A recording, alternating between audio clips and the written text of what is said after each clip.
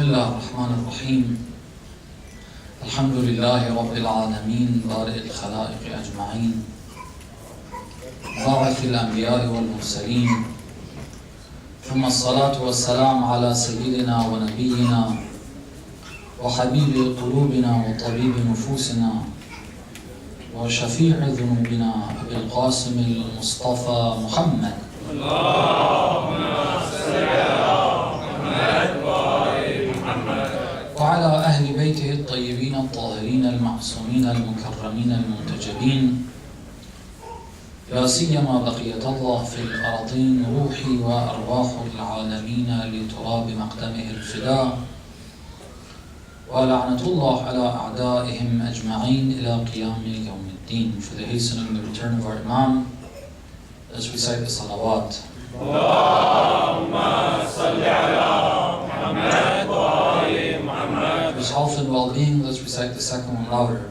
اللهم صل على محمد وآل محمد. Inshallah, each and every one of us becomes a true and close companion of that Imam. Let's recite the third one even louder.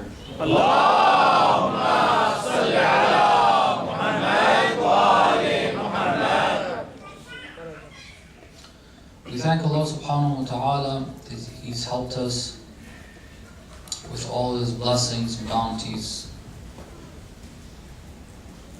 to come so far, or this far, in the month of Muharram. We ask Him to help us continue with it, receiving the blessings of Imam al-Hussein and becoming, inshallah, closer and better companions, better followers, better Shia, moving towards becoming actual Shia.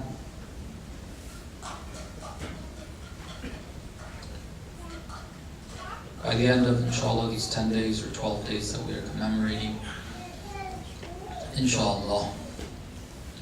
What I want to talk about tonight is a little more specific to, or a little more applicable to us here. And what I mean by us is not us in Seattle, Washington, or even us in the US or us in North America. It's relevant to us as believers living outside of the Muslim world as minorities, or as a minority.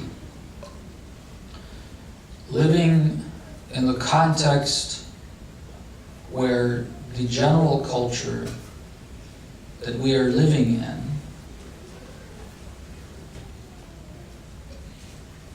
the greater society we live in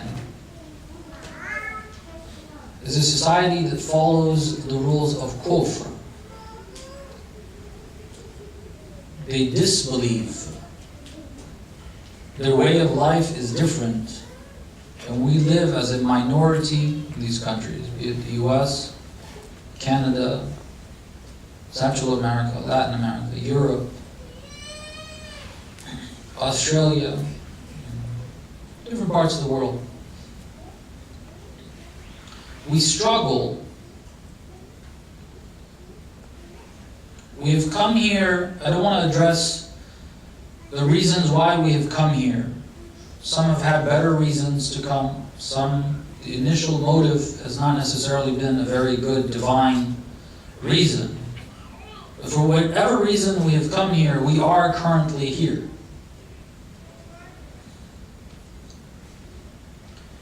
And we hope that Allah subhanahu wa ta'ala makes our presence here the beginning of the spread of Islam in these regions.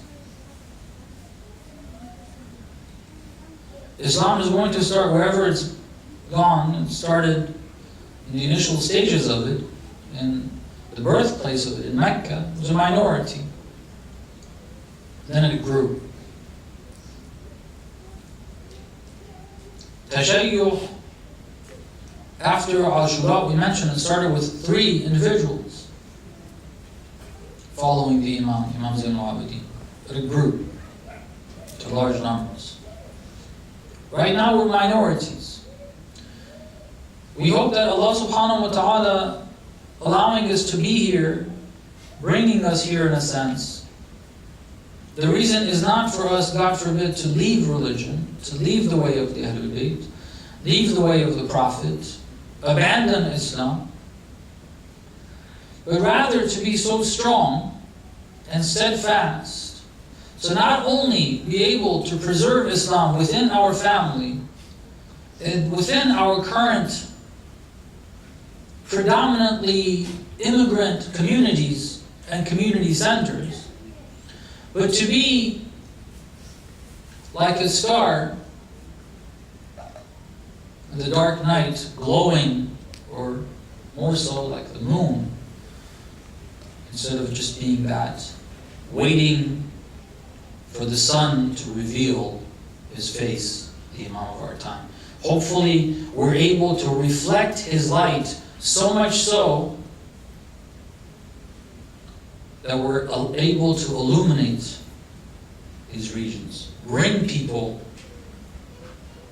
be a beacon of guidance, reflecting the light of the Ahlul Bayt. This is a very lofty goal. I think if we talk about the preparation for the coming of our Imam, for us here, I can't pinpoint anything that is a greater way, a more important way of being ready for the coming of the Imam and working towards his objective.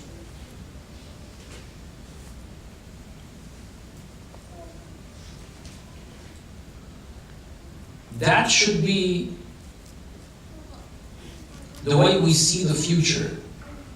We should look towards the future. We should think about it. The way we're going to be thinking about it is not thinking that this country and these people will remain the way they are, and we're going to, I don't know, fight them, help those who are fighting them, those who are thinking along those lines. No. The people in this country need to rise against the tyranny that comes from this country. That's what needs to happen.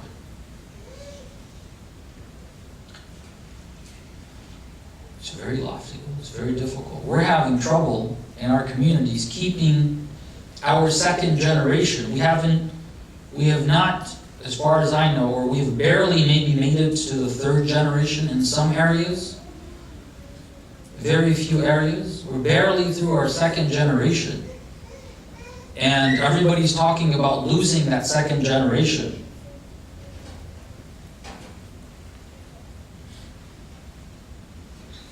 If we set the standard as just preserving the second generation, we're not even going to be able to do that.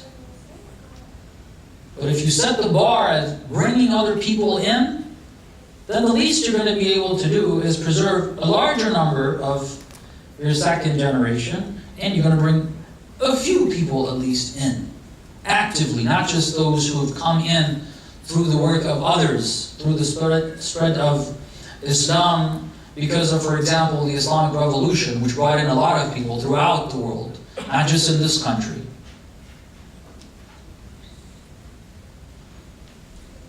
Because what happens right now is that we not only not do any work in that area, but when people on their own find the path of the Ahlul Bayt, find Islam, they're actually turned away and turned off when they come to our places. This is the current status that we have. This is status quo right now. And it's very unfortunate.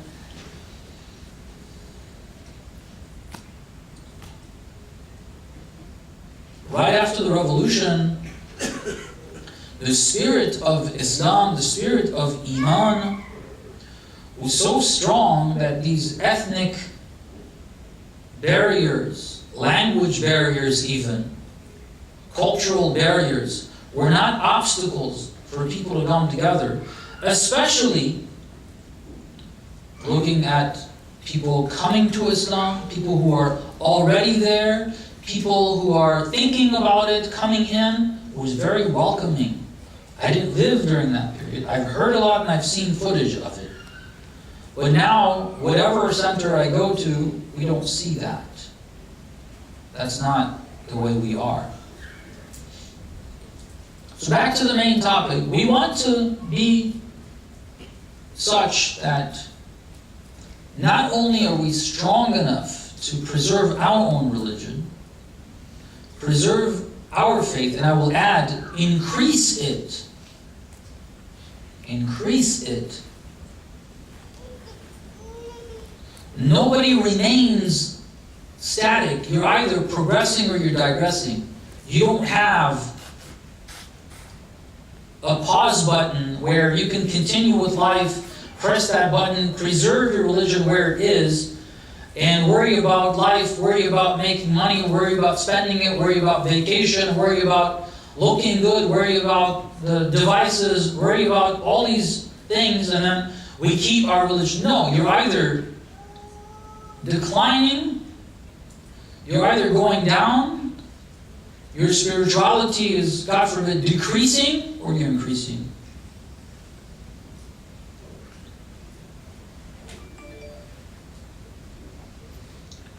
Want to be not, or at least strong enough to preserve our own religion and increase in it. Our second generation, and do it in a way where the second generation will pass it on to the third, and the third to the fourth, and so on and so forth. But not only that, we want to be such that inshallah we will help others come in. The strength of our faith requires a lot of strength. So the question is, how do we do that? We're struggling on the first. How do we deal with this? Does Quran have any solutions for us? Do we know how to do this? Or do we not know? Recite salawat, please.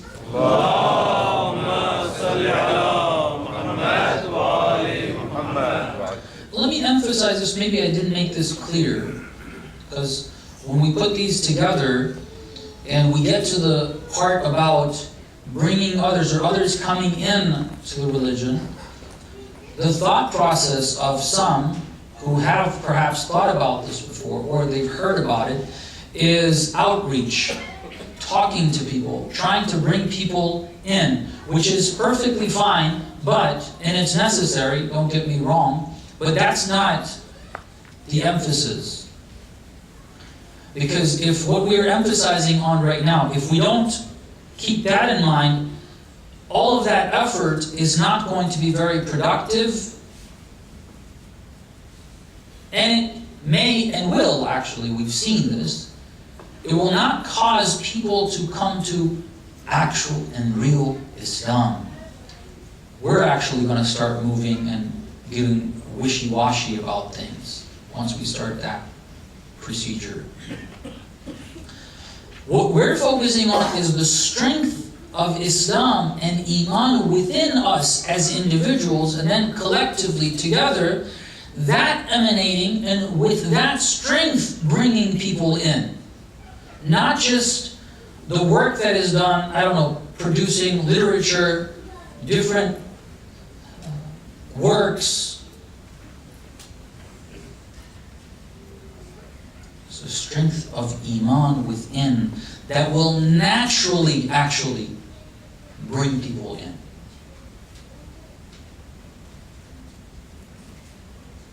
Strength of Iman within. So how do we do this? What does Islam say about this? Well, if we look back, Islam must have a solution for this. Why? Because it started with 3 individuals and it grew into what we see today. It was something that the Prophet, Amir al-Mu'mineen, the Lady Khadija did together. And when believers came in, it's tough. We talk about torture, we talk about killing, which did happen, the parents of Ammar, Yasir, and Sumayya were killed,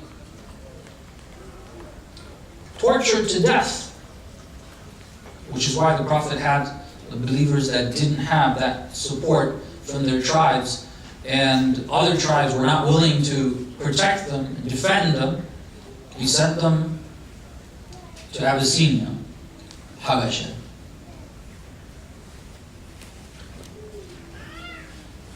That wasn't the most difficult part. Look at Surah Ankabut, read Surah Ankabut.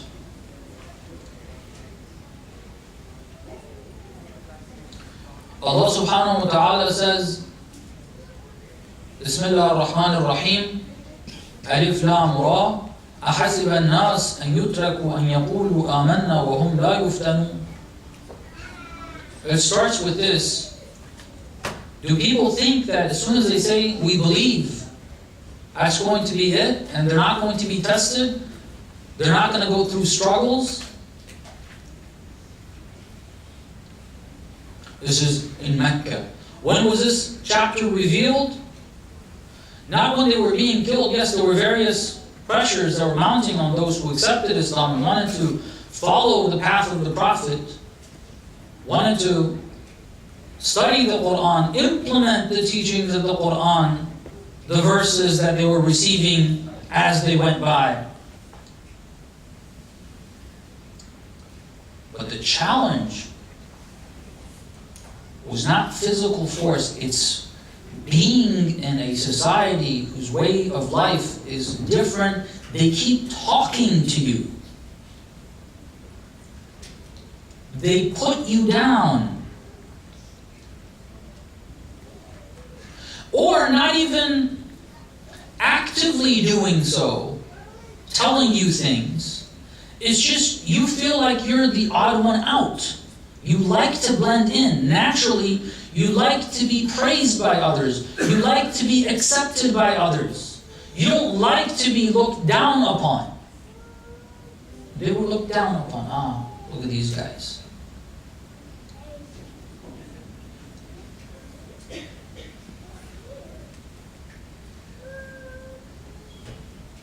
One of their serious challenges and struggles was with family. A struggle that reverts to Islam go through, especially those who don't become part of the Muslim family. There are those who marry within the Muslim community, someone who is an immigrant. And if their family disowns them or whatever, they have a support system still. But those who've accepted Islam, they're not part of that. They haven't married in. They face very difficult tests. Especially when they come to the center and they don't feel that warmth, they don't feel that support. Nobody really cares. Everybody just comes, they beat their chest, and then they leave, feel good in the session. The person goes home, they're alone. There was a sister in LA, this is, I forget how many years ago. I think it was in 2009, about 9 years ago. Her parents would shred her scarf, not allow her to wear it. She had no choice but to put it in her pocket, leave the house, outside put it on. She had no other choice. Like, oh my God, haram, she went out of the house without hijab. She doesn't have any other choice because none of us gave her another place to stay in.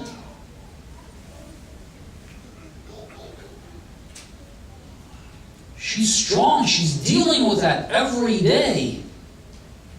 And she's not giving up. Family. So this chapter, if you look at the second page, God says something about parents. And I've seen this verse actually being used against what the verse is trying to tell you. The verse says, we have advised mankind to respect their parents and be kind to them. However, the stress of the verse is after however. However, if they tell you to do something wrong, don't listen to them. And the verse is used to say, hey, listen to your parents.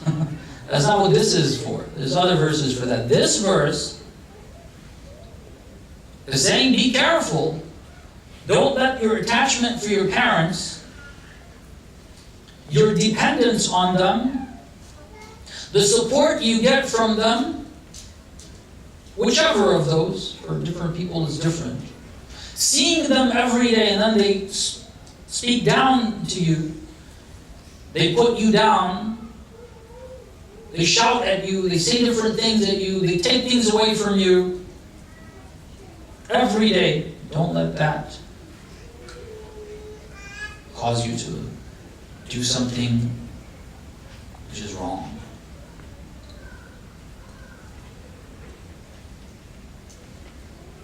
This is how Islam was. This is how Islam, they had to go through this. We, meaning those who were born and raised in the Muslim world, didn't go through that. Now we've come here, and our children, to a degree, not even the same thing. The reverts go through that to the fullest extent, but we're still going through it. We go to work, everything that's around us on a daily basis is calling us. Sometimes it's just playing on our desires. It's not always pressuring in that way. Sometimes it's not that. It's, just come, try this. Seeing it every day, seeing how they enjoy it every day.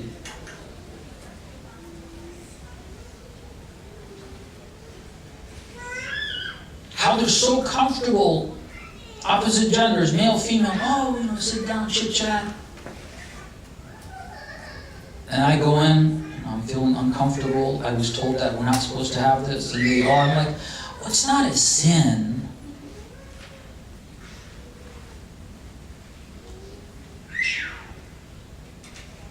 Gradually, Amir al-Mu'mineen, salawatullah wa salamu alayhi.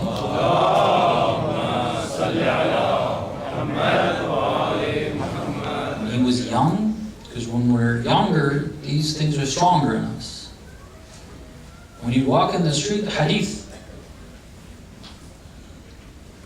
so there was a young female coming from the opposite side. If they're on the same side of the road, he would switch, he would go to the other side. He's not afraid. It's like, oh my God, there's a female coming up. No, not at all. And he's definitely not afraid of his iman in the sense that he's really struggling with that. But these are measures that we take, and Ali ibn Abi Talib is a role model for us. Doesn't mean when you go to the office tomorrow you have to keep pushing yourself in the corner. Learn or take the message from it, please. Sometimes we're so literal about some of these things that we make it impractical. No, it shows that, look, even if you've got the taqwa of Ali ibn Abi Talib, you got to be careful when it comes to male-female relationship. You have to be careful.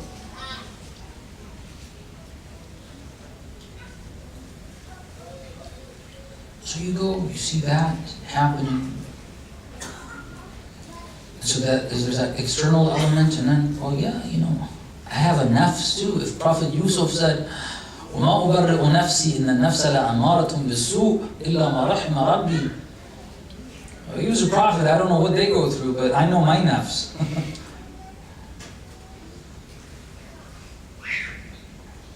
Very rebellious. Extremely rebellious. You have that external element, and you have the internal element. Together,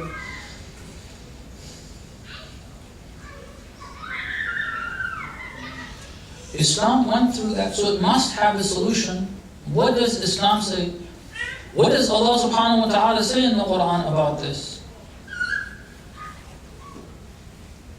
What's the solution? Recite a salawat, please. Allahumma salli ala Muhammad wa ali Muhammad. Trying to remember the verse. Recite another salawat, please. Allahumma salli ala Muhammad wa ali Muhammad. Okay, I can't remember that one. I'll start with one of the other steps.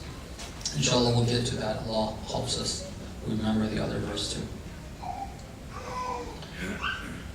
One of the things that the Quran tells us we need to do is Surah Al-Kafirun. Surah Al-Kafirun. in its entirety is a practical solution for this problem. What does it say? Bismillah ar-Rahman ar-Rahim. I will stress on the most important word here. Qul. Qul. Say. Talk. Who do you address? Ya ayyuhal kafir. In other words, you believers,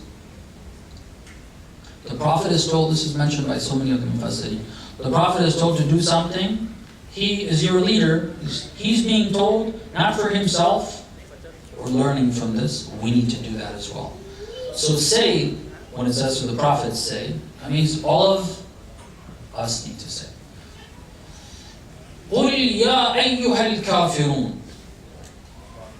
All of you who are kafir, combines all. It doesn't say mushrikun.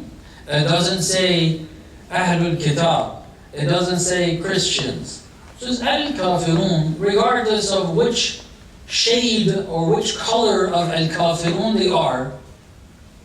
قُلْ يَا أَيُّهَا الْكَافِرُونَ. What? لَا أَعْبُدُ مَا تَعْبُدُونَ. I will never follow your way. Okay? وَلَا أَنْتُمْ عَابِدُونَ مَا أَعْبُدُ. And I know you're not going to change your ways. But I repeat, وَلَا أَنَا عَابِدٌ مَا عَبَدْتُمْ.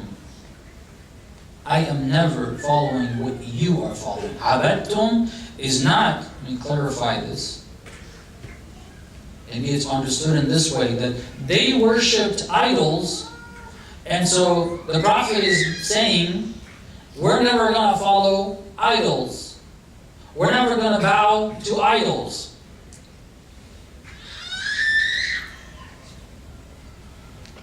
And so we don't have idols here. These people are atheists. In other words, they don't even believe in any deity, any God. That's not the case. We have numerous ahadith on this. Ibadah is obedience. If you follow a certain lifestyle, if you follow a certain model, if you adhere to the teachings that the leaders of a particular society, this country or whatever country that's led by kufr, they are telling people to live their lives in that way,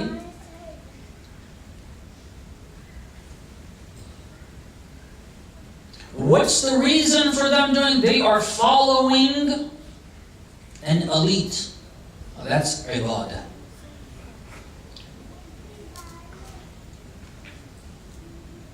You're following that lifestyle, which your leaders, your elite, with the help of Hollywood and the media, the laws that they have placed, and as we move on, they are placing, with the help of all of that whole social construct, they are pushing you and they're pulling you in one way or another in a certain direction. That's ibadah. You will not do the ibadah of the one I'm doing the ibadah of. I understand. But وَلَا أَنَا عَابِدٌ مَا عَبَدْتُمْ. I will never follow your lifestyle. And it repeats. And I know, وَلَا أَنْتُمْ عَابِدُونَ مَا أَعْبُدُ. And in this last verse that we've seen many times misinterpreted and misunderstood, لَكُمْ دِينُكُمْ وَلِيَ دِينُ. The funniest thing is that this verse that is supposed to give us strength, as we will explain, and separate our lines and make us stronger in our way, and saying that your way is wrong, is being used to say that, oh, anyone can have their way. We don't care about others. لَكُمْ دِينُكُمْ وَلِيَ دِينُ. You keep your religion. We focus on that. وَلِيَ دِينُ. That's not what it's trying to say. Put the whole chapter together. قُلْ يَا أَيُّهَا الْكَافِرُونَ لَا أَعْبُدُ مَا تَعْبُدُونَ.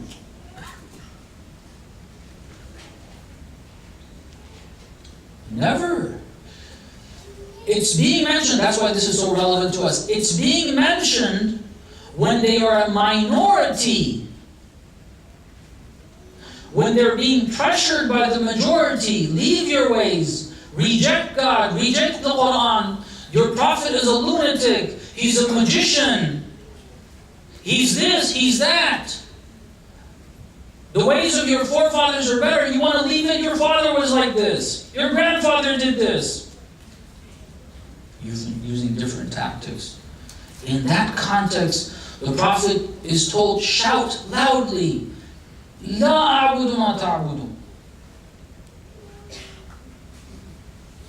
لَكُمْ دِينُكُمْ. You keep your religion. That's the tone. That's the language. You can keep your religion. I have my own.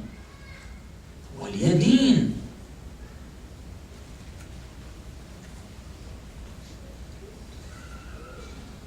We understand this basically now. How does this help us? Look, what the Quran tells is you have got to be vocal in having a distinct way of life and saying we disagree. We do not agree with your way of life. You have got to speak that. You have got to say that.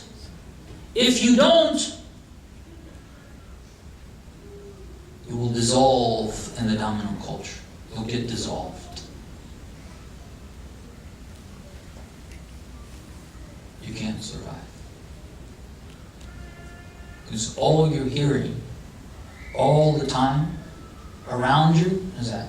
And if you have this small little light within your heart of faith, it's constantly being bombarded. If you can hold it all the way barely to the end, second generation, one and the other,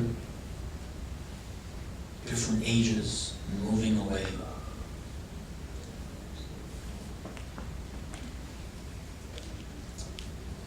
As a community, this is one of our responsibilities.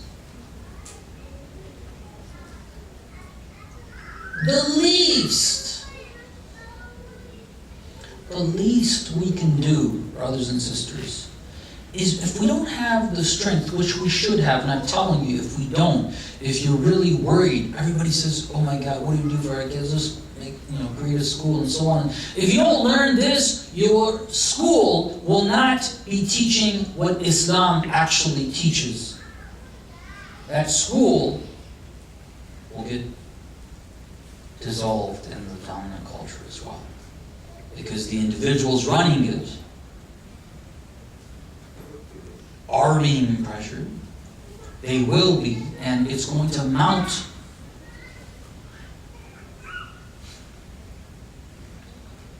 The least we can do is at least within these walls, when we're together, we can remind each other, inform each other, give strength to each other, make it clear this is wrong.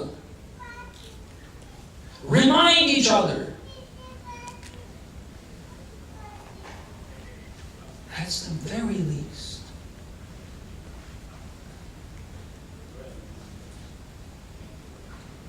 Recite salawat, please. Allahumma salli ala Muhammad wa ali Muhammad. I don't know how many of you heard of the situation that we had about 2 years ago in London. All the media coverage and all the lies that they spread, and a piece of the clip, which alhamdulillah, through the kuffar, I thank God, I didn't have an audience with the kuffar when I was speaking. They made that clip available to the kuffar. And I thank Allah subhanahu wa ta'ala for that. I take it as one of the يَرْزُقْهُ مِنْ حَيْثُ لَا يَحْتَسِبْ. We didn't think that British media are going to be the means through which the ahkam of Islam will be heard by the people of the globe.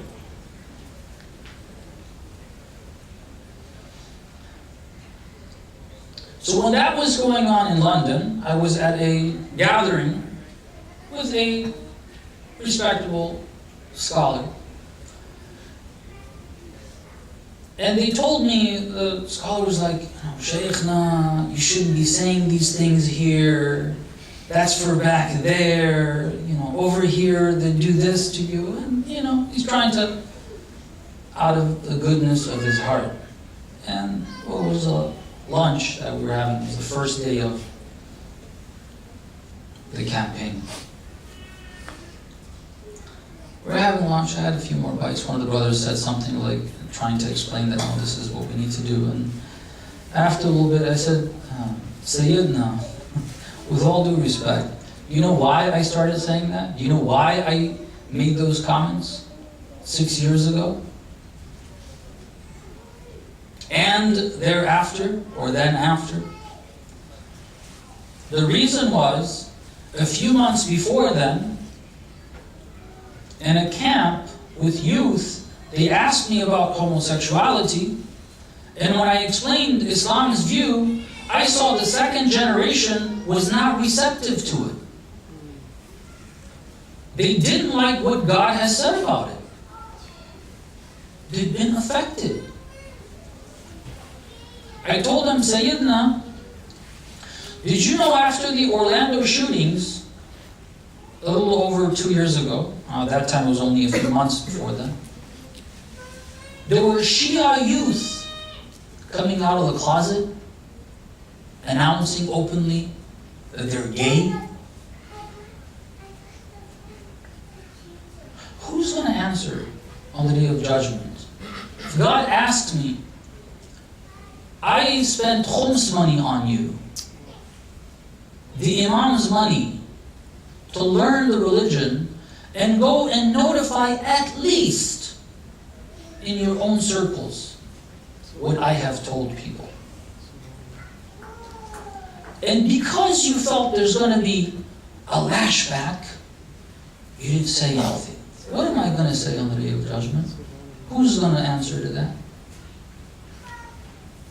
When a Muslim, a convert to Islam, comes to me, again in California,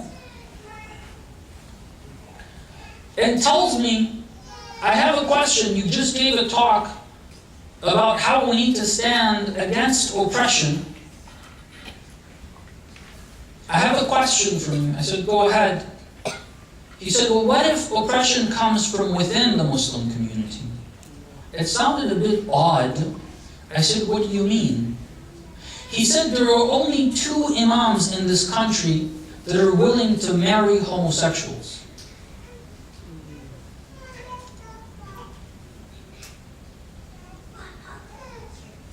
So if I'm not willing to sit on that table and do the nikah of 2 men, I'm oppressing these people. Look how twisted things become. Why? Then you say, look, the Quran says, I wiped out a people because of this. He says, no. That was rape. It was not out of consent. What in the world? Where'd you get your stuff from? The Quran says, أَتَأْتُونَ الرِّجَالِ شَهْوَةً مِّن دُونِ النِّسَاءِ. It has nothing to do with whether or not there is consent. Has everything to do with sexual relationship between 2 members of the same gender, or sex, or whatever word you like to use.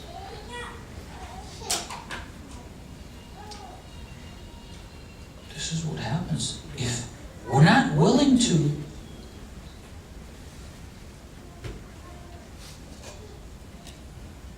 And you know that same thing happened to another of our speakers, Hausa students. Sheikh Farouk mentioned that about, or they put him, after the Orlando shootings, they targeted him on a more global scale. for saying this. Then people say, well, talk about it, but don't mention the penal code. No, actually, you have to mention the penal code. They know, nobody after that session, not myself or anyone else, carried out the penal code here. You don't carry out the penal code here. That wasn't the objective. The objective is to understand how negative, how horrible, how evil God says this is. That the most severe punishment, the penal code applies to where you have Islamic law as the law of the land. Not only are we not going to do that, meaning we don't, it's not like we decide not to, but we're supposed to. No, Islamically you can't. You're not allowed to carry out the penal code here or anywhere where there's not a Muslim government. Or if there is a Muslim government, you can't carry it out, period, anyway. It has to go through the court system. Okay. We're not willing to even discuss it. People are like, oh, it's going to go on the internet. Thank God, let it go on the internet. When they put him down, when they attacked him, brothers contacted me. They said, Sheikh, we've heard the morning of it. I remember it was early Sunday morning in the month of Ramadan when the shootings in Orlando happened. Around, 3 a.m. we're done or something like that.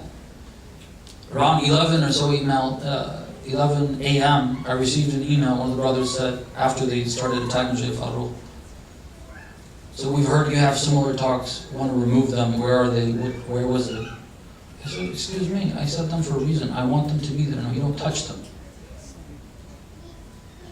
When the campaign started in London, unfortunately some brothers took it off of Shia TV, which is where it was. I had to contact one of the brothers. I don't know who told you that. But you got to put them on right now. It's your taklif. Alhamdulillah, they listened, they put it back up. They said, the center said, they contacted me. I said, it's not theirs. I said this. If they don't like their name to be associated with it, fine. Take their name off of the title. It's just the title. No one's going to know where this is. It's my speech. It's my talk. Put it up. It needs to be there. And take out the center's name. It's fine. If you want to join this fight, it's fine. We said this for a reason. Islam tells us if you're a minority, if you don't say anything about this or other things that they're pressuring you with all of what they have, if you don't speak out against this, you will gradually start moving in that direction. This is how it works. قُلْ يَا أَيُّهَا الْكَافِرُونَ.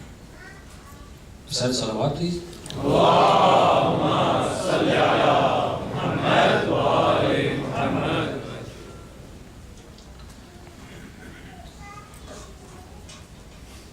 The next thing, so the first, one of the solutions of the Quran is speak. The Quran says speak to the kuffar. Speak to them and tell them we're not going to do this. We don't accept this. We don't agree with this. Yes, we're not going to be able to convince you. You're not going to start following my way. That's fine. But I will not accept your way. But at least say it in your own circles. You're not strong enough to say it to the kuffar. You feel weak. At least say it in your own circles. These different evils that are there. One of the other things is action. The actions that we have. Being careful. The practical instructions we have in Islam sometimes are specific. You're supposed to do specific things. Sometimes we don't have a specific act and do this particular thing here, But there's a general guidance, there's a general guideline that's given that works against a certain undesirable evil or illness or culture at different levels. That's something that could develop in you as an individual, even if you're in the Muslim world, or if you're living in the Bilad al-Kufr, then if you're trying to avoid that, the greater context you are in is going to pull you in that direction, and you got to make sure you don't move in that direction.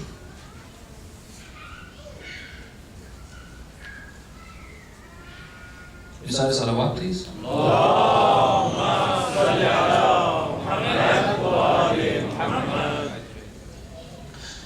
The one thing that I want to mention, that practical instruction, let me first mention the evil, the wrong that we shouldn't get involved in. And we'll understand how this is not something that you can pinpoint. It's a particular act. Certain actions, again, are problems, right?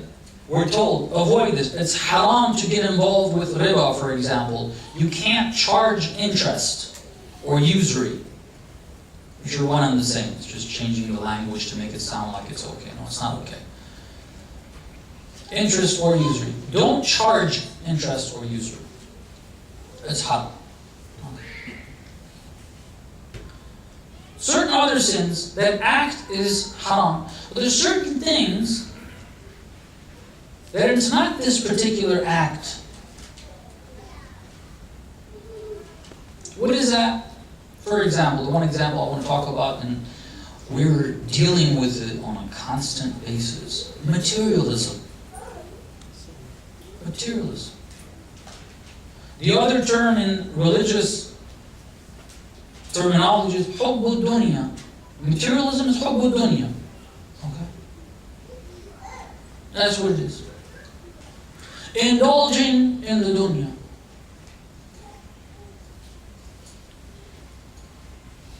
Islam says, ideally, okay? It doesn't say it's wajib, if you don't do that, you're going to hell. No, ideally. You want to be a better person?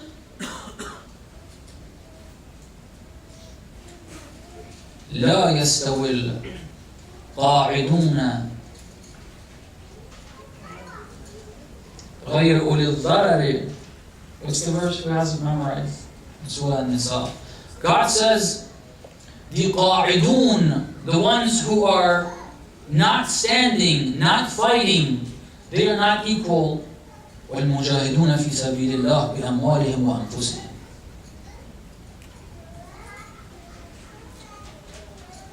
Ideally, you would want to look at Amir al-Mu'mineen, and of course, above Amir al-Mu'mineen, the Prophet,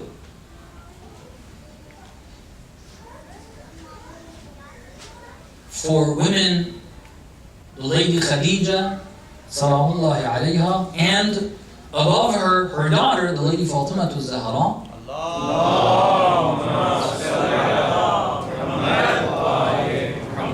And it's Muharram, Imam al-Hussein. Ideally, you want to look at these role models. And Imam al-Mujtaba, the Mazlum. I'll mention that, why I mentioned him specifically too. Give everything in the dunya for Allah subhanahu wa ta'ala. That's ideal. What Imam al-Mujtaba gave and sacrificed, as far as I can understand, more than anyone else, was his reputation amongst the believers. That's very difficult, very tough, very tough. Living to see a certain language being used against you by people that are close to you. If your enemies, Muawiyah says something, that's fine. Well, you're supposed to be saying that. But your closest companions, closest people to you, that were willing to fight under your command and give their life, after you decide to sign the treaty with Muawiyah, they turn back and call you Ya Mudhil al-Awliya. did that, he made that decision for Allah subhanahu wa ta'ala. He sacrificed his image. It's very difficult, very tough. Anyhow, ideally you want to look at these examples, these role models. In every second, every minute of their life, everything they earned, the very earning of it, not just the spending of it, was for Allah subhanahu wa ta'ala and nothing else. That's an ideal. Difficult to get to. But at least we don't want to be indulging in the dunya. Islam teaches us not to be pulled by the dunya. It's not Islamic culture. Even under an Islamic government, the culture that produces multi-billion-dollar individuals, where there are people who are penniless, Islam does not allow that. Your economy to move in that direction. And for you to live your life in that way. It's not a particular act that I can say, well, this is haram. Owning $2 billion or $5 billion or $1 billion is haram. When you're getting close to that, start giving pennies. So you get, what? 999,999,000, whatever the figure is. And just keep giving pennies so you don't get to that figure. No.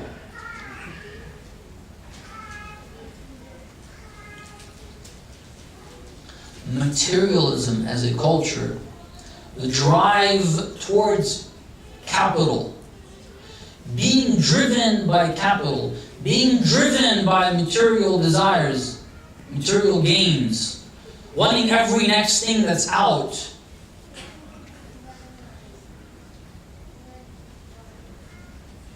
And encouraging that. One of the ahkam we have, there's an abundance of material we have in Islam. One of the things we have is when you come to the masjid, don't at all talk about the dunya. People think that means when you get to the masjid, don't talk about political issues. It says don't talk about the dunya. It doesn't say don't talk about political issues. What you're talking about is what the Imam of our time wants. It's wajib for you to talk about. The Prophet had his gatherings about war, about peace, about whatever in his masjid. That's not the dunya. You got it all wrong. When you sit in the masjid, you talk about your new Mercedes. You talk about the new device you bought. You want to show that off. That's talking about the dunya. Get that out of here.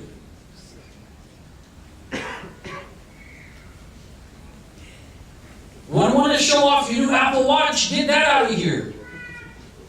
Encouraging everybody, oh, I got this. Others see that.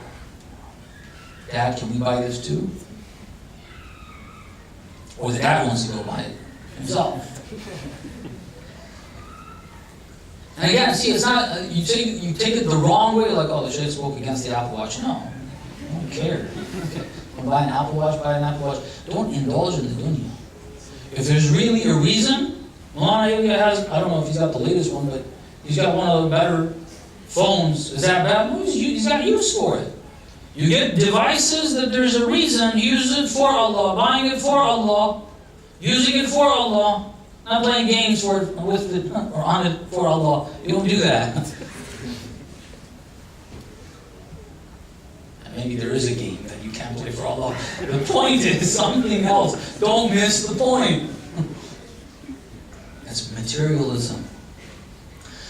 When the Imam of our time comes, technology will develop 10 times what has been developed up to his point. Okay, all of what you see and you're like, wow, amazing, this is nothing compared to what will be developed, okay? But it's not for the dunya. It's not to indulge in it. It's not to put it in here. It's not to show off. It's to use all of that towards God's ideals. How He wants society to look. And it's not gloomy at all, by the way. When you say what God wants people to think, oh, we're all going to be dressed in black, always doing this.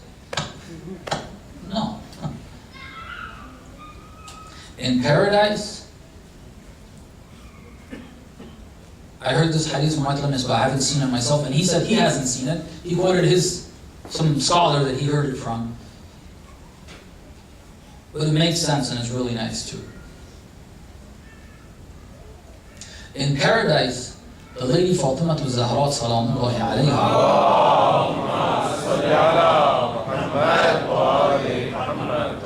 smiles at Amirul Mu'mineen. The smile of the lady Fatima Zahra manifests and turns into all these blessings that the lower levels of, and all levels of paradise will receive.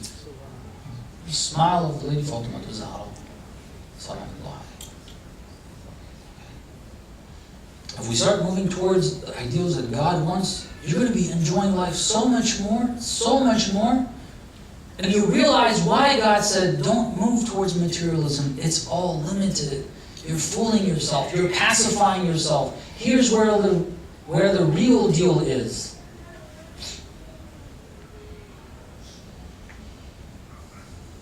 Materialism. What's the Islamic teaching for it? And by the way, just to make it clear, and I know Brother Sajjad is going to hate me for it.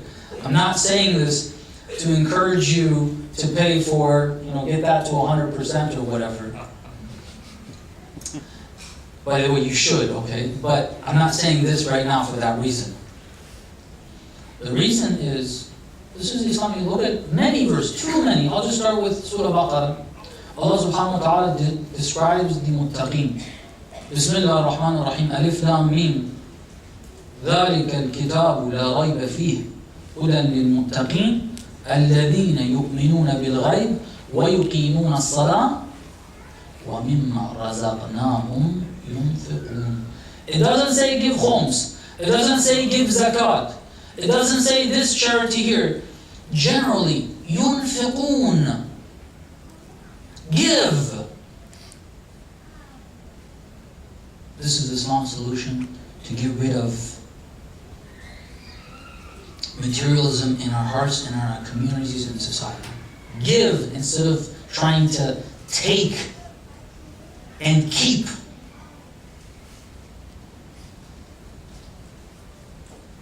So many verses of the Holy Quran talk about this.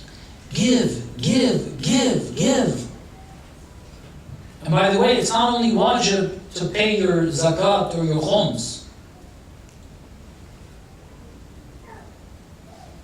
Many of the instances that the Quran says in different languages, one of them is مَنْ ذَا الَّذِي يُقْرِضُ اللَّهَ قَرْضًا حَسَنًا.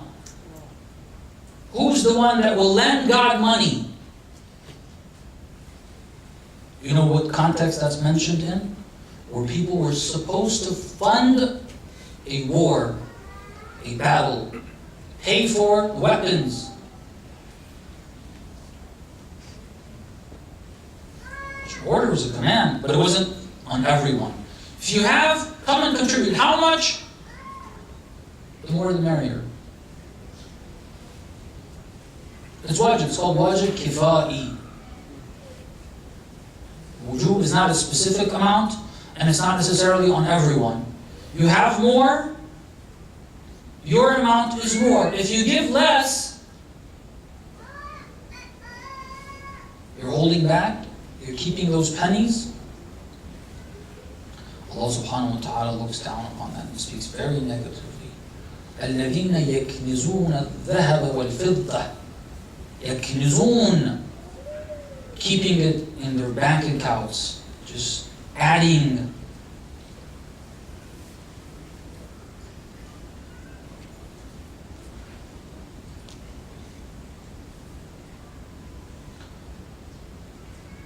Those who have the sickness of bukhl, which is materialism, they don't give.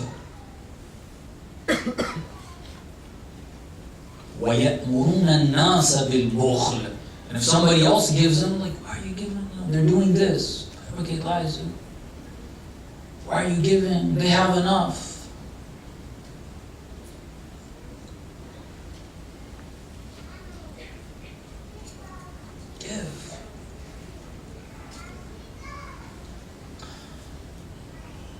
This is an instance of a general teaching. We're talking about how we can combat or how we can preserve ourselves and inshallah grow in numbers, not by asking more people to migrate or waiting for immigrants to come, but by bringing locals in. One was, make your stance clear. This is what Allah says we will not follow. It gives you strength within that naturally will bring people to you. Don't think, oh, I'm going back on the first point, because I just thought of this ishkal, this shubha, this problem that may come to your mind. Well, if we talk about this, people are not going to come to you. Try it. It's not the case. It's not the case. It's funny because I'm going to go back. Experience. God says it's not the case. All right? This is your proof. But we've experienced it. In the London affair, the brothers read a few days after the whole campaign, when I think it was the Independent that put the article. When they put it on their Facebook account, the brothers went through the comments. The dominant majority of the comments were against the media outlet, not against the speaker that they put down. And then they were looking at, the brother was like, it came to me after a few, this is confusing. It's really interesting. Because the majority of them who have commented are also not Muslim.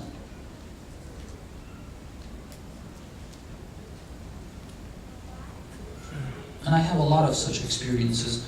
But we don't rely on experience. It's not my solution. God says, you do this. You will become strong. You will attract people naturally. Instead of trying to go and sweet talk them into something that's not Islam. Because we want to convince people. No. The second instruction we have are some general practical steps against the dominant culture that you live in. Identify those areas of culture. One of them, which is in our face 24/7, is materialism. And there's a practical solution for that. But there's others too. I'll leave that to you. Think about it. Again, read the Quran. God says, I will guide you, not guide the Shaykh, and then the Shaykh will guide you. He will guide you through the Quran. Read it. Try to find other instances.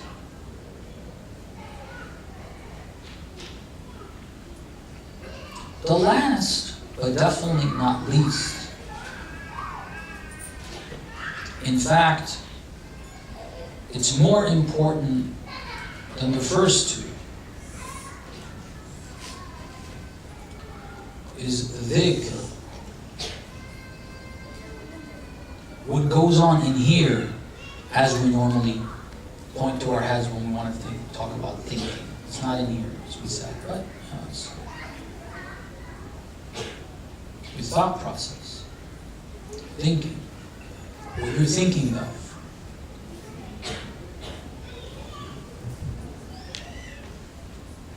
It's the most important.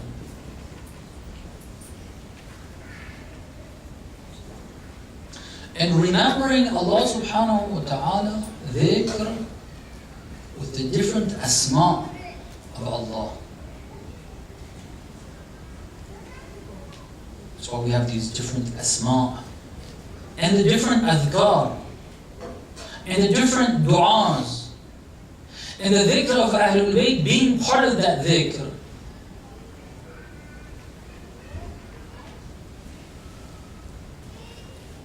Well, let's not sidetrack. I don't want to prove that dhikr of the Ahlul Bayt is dhikrullah.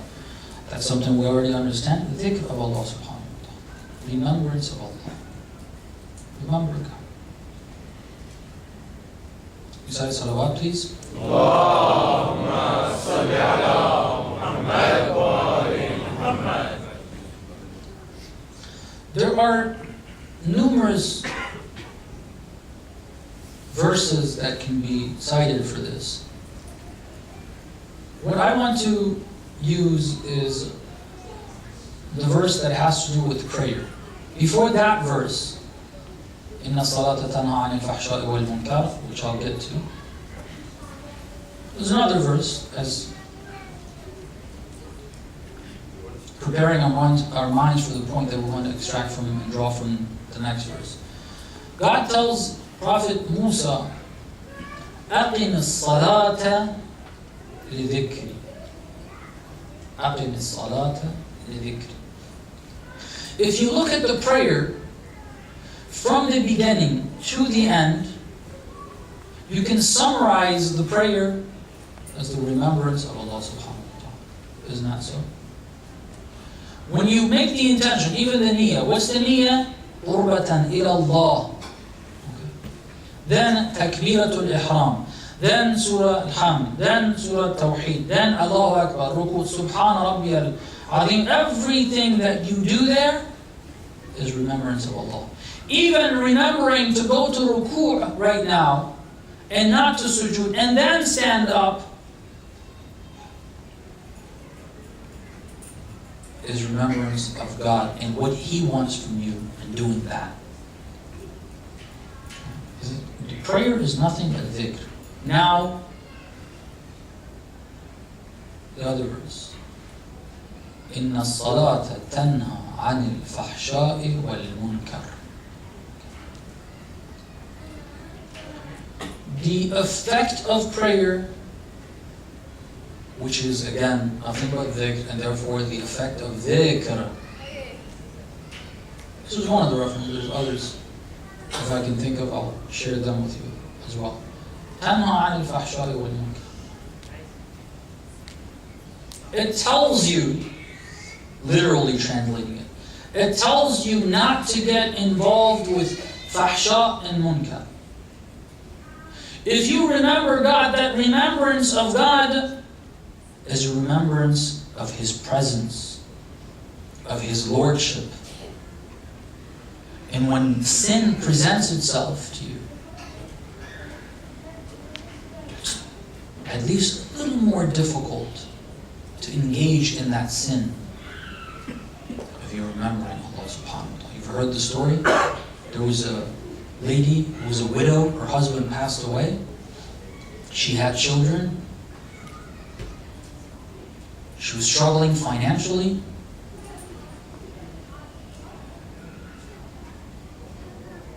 She didn't give in to any sin, but she got weak towards the end, a little weak. Of course, because of the struggles she went through, Allah subhanahu wa ta'ala saved her. After all that time, she's a mother, she's seeing her children struggle. She wasn't strong enough to continue for God to provide sustenance without her even allowing this to happen. But she went to a butcher asking for help, and he was taking advantage of her. He asked for a sin, not for halal. And she didn't give in. But after a while, she went in and said she will give in. But when they went, when she wanted to engage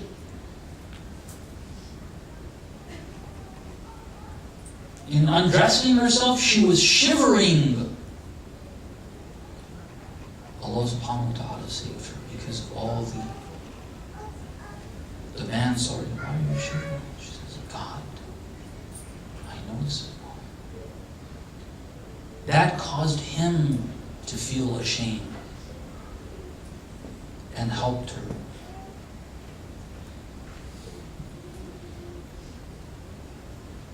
Allah subhanahu wa ta'ala saved both of them because of the strength of this lady. To know God is remembrance of Allah. تَنْهَى عَنِ الْفَحْشَاءِ وَالْمُنْكَرِ. Remember Allah. Don't just say subhanallah. Remember what subhanallah means. What alhamdulillah means. What Allahu Akbar means. What the different names of Allah are. Hasbunallah wa ni'mal wakeel. A very important dhikr. Hasbunallah wa ni'mal wakeel. Repeat that. Think about it. When you're struggling financially, hasbunallah wa ni'mal wakil, God will provide. God, this is the effect of dhikr of Allah subhanahu wa ta'ala. And then, of course, the verse continues to say, وَلَذِكْرُ اللَّهِ أَكْبَرُ. And it's interesting, when you connect those, prayer was nothing but dhikr. And it said, إِنَّ الصَّلَاةَ تَنْهَى عَنِ الْفَحْشَاءِ وَالْمُنْكَرِ. And now it says, وَلَذِكْرُ اللَّهِ أَكْبَرُ. What is this trying to tell us? The effect of the remembrance of Allah is greater than this. تَنْهَى عَنِ الْفَحْشَاءِ وَالْمُنْكَرِ is one of the lesser effects, the lower effects. Otherwise, if you get past that, you're not involved with munkar, you grow stronger than that, what dhikr will give you is much more than that. Dhikr will give you is much more than that. And we hope that Allah subhanahu wa ta'ala helps us get there. Sallallahu alayka ya Aba Abdullah. Sallallahu alayk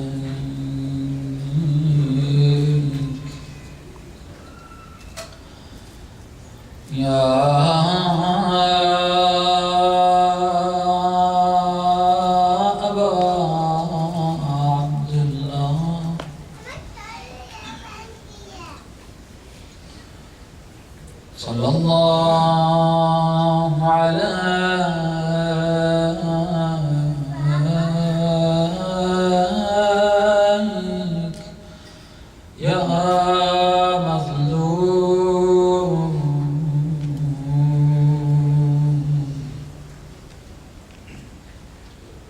أيها الشهيد بكربلاء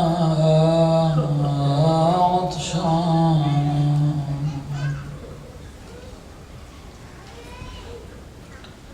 روحي لك الفداء يا مولاي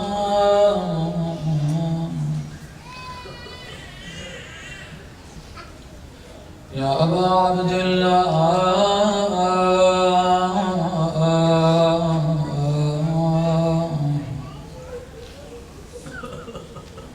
بأبي أنت وأمي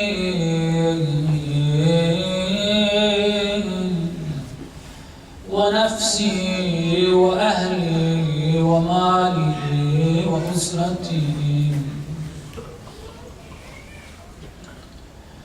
May Allah's peace and blessings be upon you,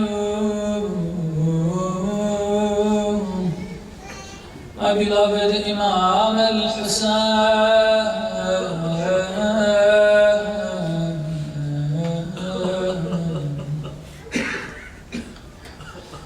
May Allah's peace and blessings be upon you,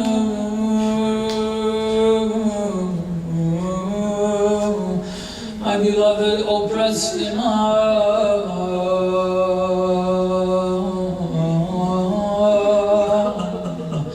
The Imam that was slaughtered by the shores of the Euphrates while his mouth was dry of thirst. روحي لك الفداء يا مولاي.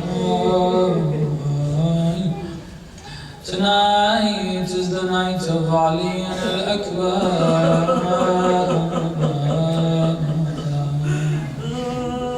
this great son of Imam al-Hussein.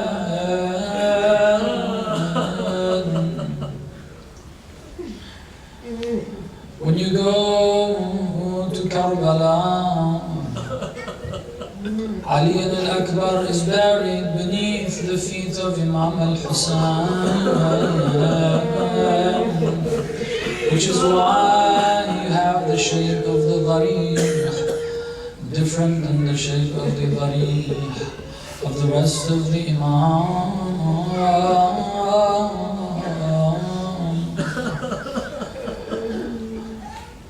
remember the Darih, the Haram, the shrine of Imam al-Hussein. We ask you, Ya Ali al-Akbar, you intercede. We want to come and visit your father, Imam al-Hussein. We want to come this Arba'een, to walk from Najaf to Karbala. I don't see it before me, Ali al-Akbar. But if your younger brother, Ali al-Asghar, can do miracles, I'm sure you can do more. روحي لك الفداء يا مولاي وابن مولاي. In Karbala, on the day of Ashura, the companions of Imam al-Hussein who remained with him showed utmost loyalty and respect for Imam al-Hussein. As the Imam told them, I do not know companions better than you, more loyal to you. When the individual battles began, they said, we won't allow Banu Hashim to go to the battlefield as long as we're alive. But when the Ashab all showed their chivalry and loyalty to the Imam, there came a time that only Banu Hashim, the household of the Prophet, the Imam, were there. Without any hesitation, the Maqatal right, the first one to go to the Imam was Ali al-Akbar. He didn't look for privileges, he didn't think let others go. The first to go was Ali al-Akbar. And as they say, Imam al-Hussein had a hard time allowing others to go. But this time his Ismail needs to go. Without any hesitation, Imam al-Hussein told him to go to the battlefield. روحي لك الفداء يا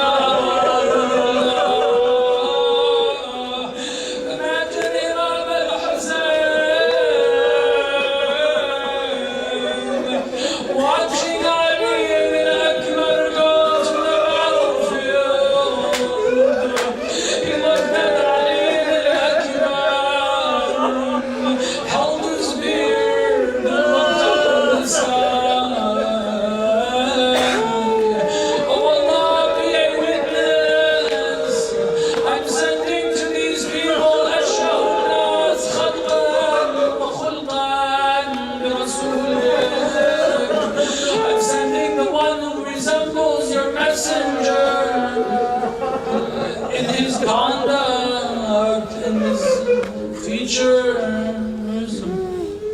روحي لك الفداء يا مولاي.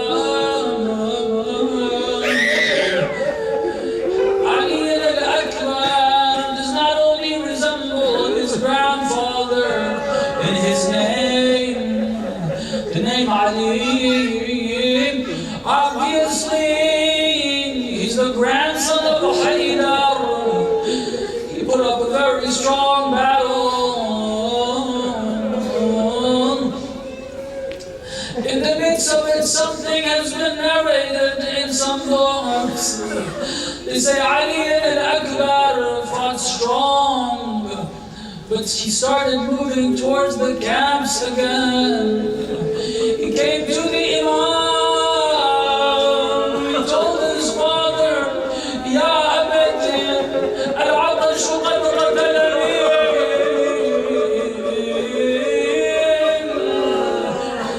Thirst is killing me, oh father. But I can't believe Ali al-Akbar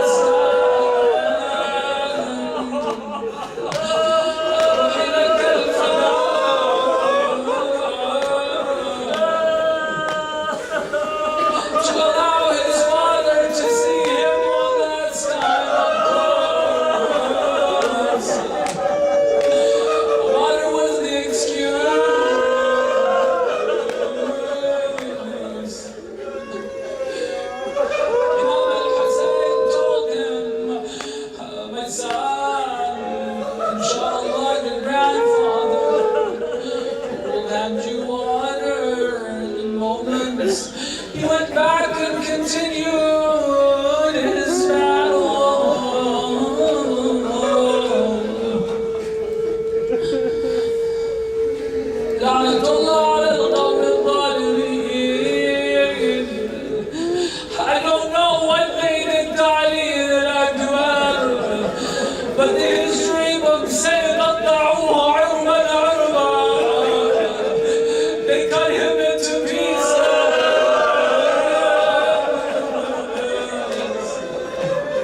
So I know at what point and how Ali al-Akbar called out to his father, "Oh father, maybe I made you worry that I'm thirsty. Hada Kadmir. My grandfather's prepared water for me."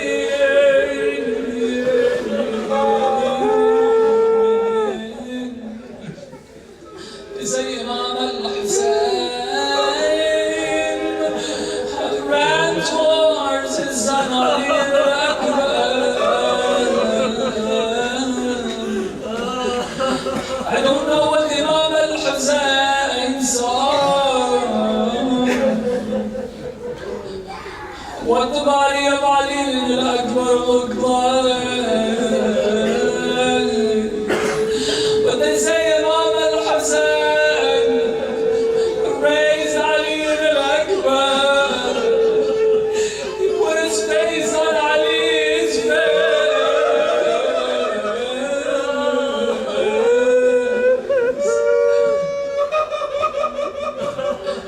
I don't think that was out of weakness.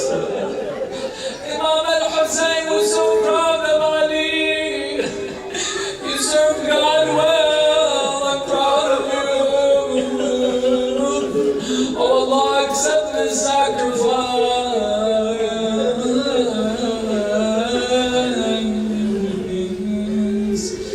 ألا لعنة الله على القوم الظالمين. وسيعلم الذين ظلموا أي منقلب ينقلبون. اللهم إنا نسألك وندعوك باسمك العظيم الأعظم الزهراء وأبيها وبعلها وبنيها والسر المستودع فيها بك يا الله يا الله يا الله يا الله يا الله يا الله يا الله يا الله يا الله يا الله يا رحمن يا رحيم يا مقلب القلوب ثبت قلوبنا على دينك وعلى محبة أوليائك. O Allah, hasten the return of our Imam. Enable us to be his true and close companions. O Allah, protect those helping your cause, especially those putting their lives on the line for you. O Allah, protect the great ulama who are serving you most by bringing people towards your cause and standing against kufr, especially our Maraja and especially our leader. Ya Allah, forgive us all of our sins. Forgive our parents, our grandparents, our relatives, all believers worldwide, those who are alive, those who left this world. O Allah, grant us all our hajat, our needs, our requests. O Allah, cure all the ill from amongst us in this community and the community of believers worldwide. Help all those who are suffering, especially those suffering from oppression and atrocities. In Yemen, particularly in Burma. Ya Allah, by the right of the Imam of our time, relieve all the people of the world of the oppressions they're facing. النبي وآله رحم الله من قرأ الفاتحة مع الصلاة.